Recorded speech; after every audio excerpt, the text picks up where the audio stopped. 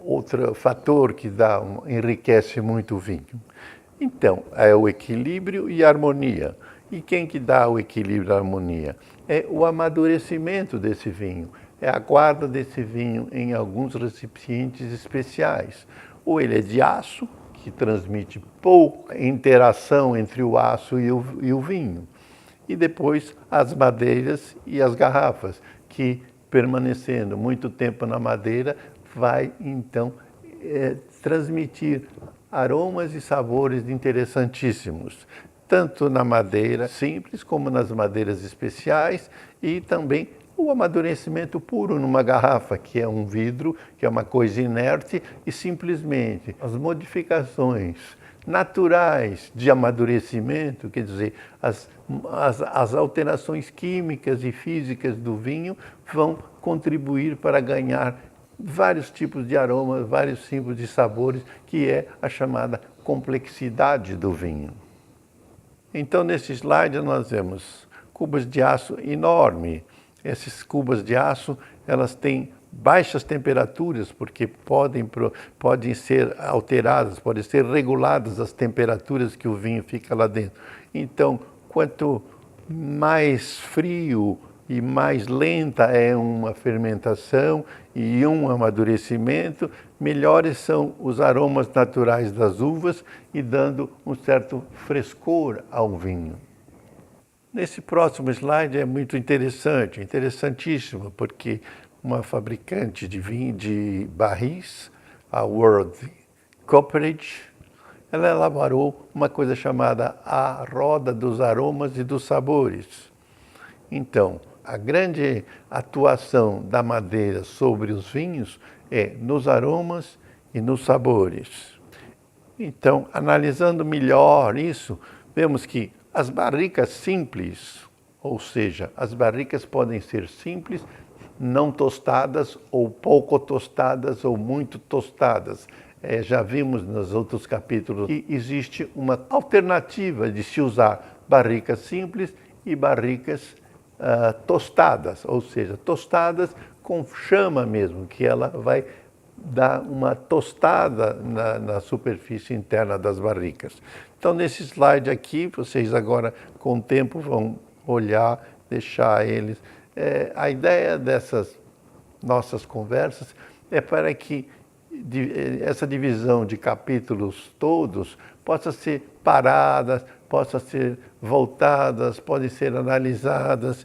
Então, para que a gente explique uma tabela desse tipo, precisa ficar olhando, imaginando coisas. Então, o efeito das barricas simples sobre o aroma dos vinhos podem ser nessa gama que a gente está vendo aqui nesse slide. Pode ser, então, aromas e sabores dos vinhos.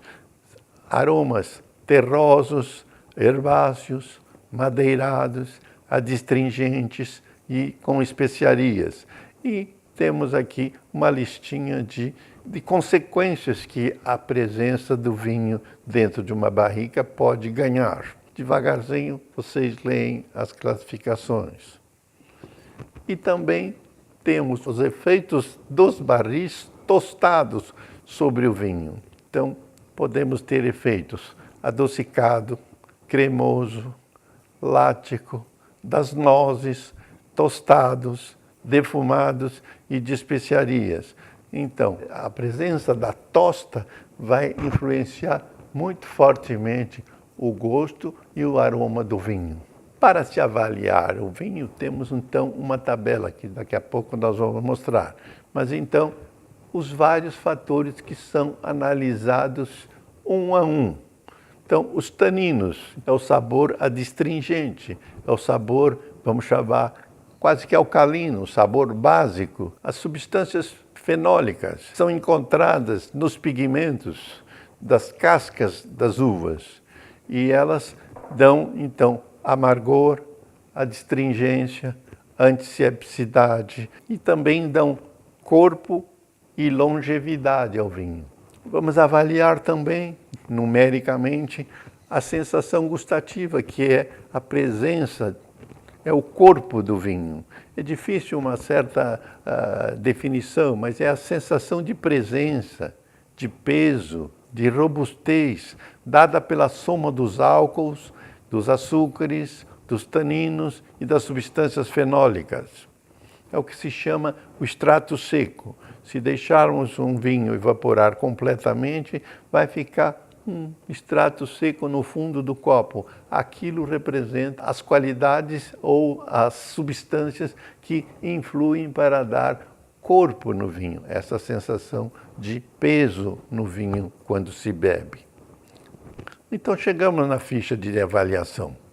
Aliás, é feita por um nosso colega, amigo, há muitos e muitos anos, 40 anos, o Zé Albano do Amarante.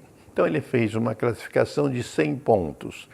É importante decorar essa classificação, mas é que tendo ela na cabeça, poucos segundos que se prova um vinho, sentindo o seu aroma, sentindo o seu perfume e sentindo o seu sabor, a gente já pode dar com prática um número mais ou menos de uma nota de 0 a 100 para a composição desse vinho.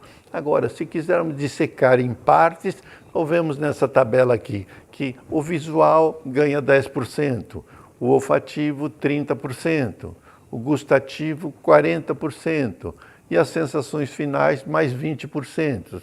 E dentro de todas essas divisões, temos as subdivisões, que podem dar frações desse 10%. Então, dessas percentagens, não desses 10%, mas desses percentuais.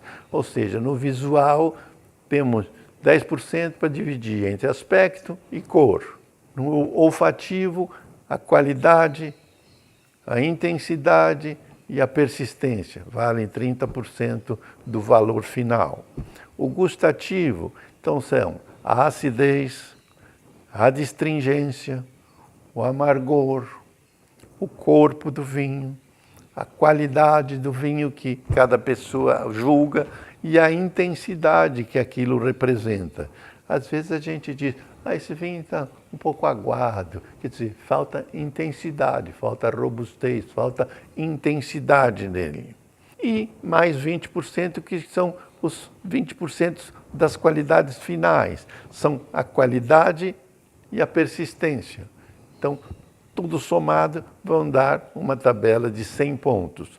Essa tabela de 100 pontos pode ser manipulada e cada pessoa vai assimilar esses vários itens para se dar uma nota final nesse valor desse vinho.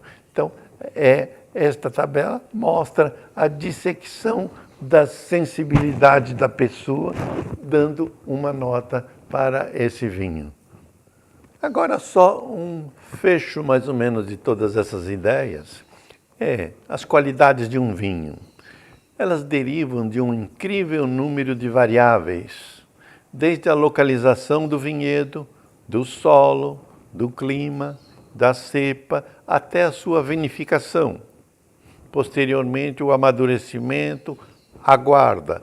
Tudo somado, a gente costuma chamar de terroir. Essa palavra terroir em francês, que é como se fosse o território, mas não é só o território. É a forma com que se plantou, a forma com que se colheu, a forma com que se fermentou.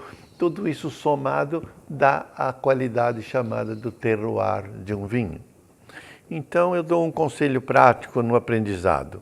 É só bebendo. Até agora nós analisamos as maneiras de se avaliar o vinho, mas eu não queria assinalar uma qualidade de um vinho, tem que ser desse jeito. Você vai provar um vinho e vai adivinhar que vinho que é. Nada disso. O vinho é bom, é agradável, é harmonioso, é equilibrado, e isso tudo vai fazendo parte de uns conceitos cerebrais que você vai valorizando esse vinho. Então, vale a pena. A identificação é pouco importante. pouco importante porque é mais fantasiosa, mais para um show, mas não para você avaliar, na verdade, você sozinho, para o seu gosto, avaliar essas qualidades. Então, tem que se beber muito. Vinhos simples, vinhos leves, vinhos pesados, vinhos delicados, vinhos encorpados, vinhos caríssimos e vinhos baratíssimos. Tudo faz parte da sua administração e da sua, vamos dizer, capacidade de avaliar um vinho.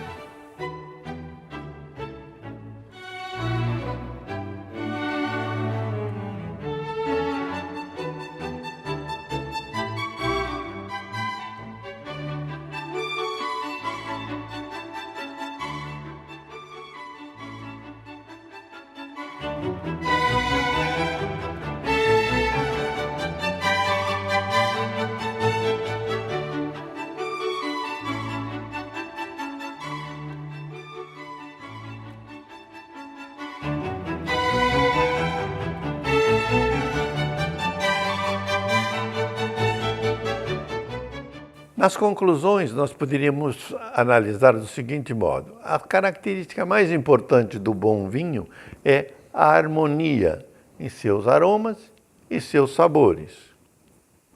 É o equilíbrio, onde não haja uma sensação acentuada ou de insuficiente acidez, adstringência, amargor, álcool ou doçura.